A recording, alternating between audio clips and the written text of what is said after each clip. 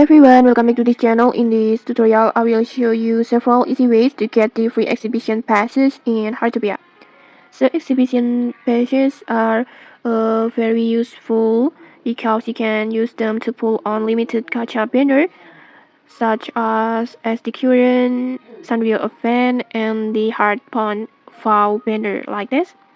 And normally you will need to buy them with hard diamonds on here, so they are considered a premium item. But right now there are a few ways to get them completely free. First, you can just check the Fashion Wave catalog in the Call of Wheels event.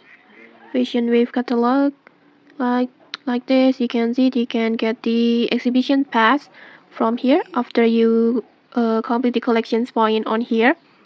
And then second, you can visit the Sanrio event Gacha machine on here. You can see you can get the exhibitions pass on here. You can see it total. You can get the 60 exhibition pass on here. And then next, for the last ways, you can also open the half anniversary event reward over here at the club icon and then discovery, and then on here you can get the exhibitions pass until 120 exhibition pass like this. You can just simply tap the claim rewards on here.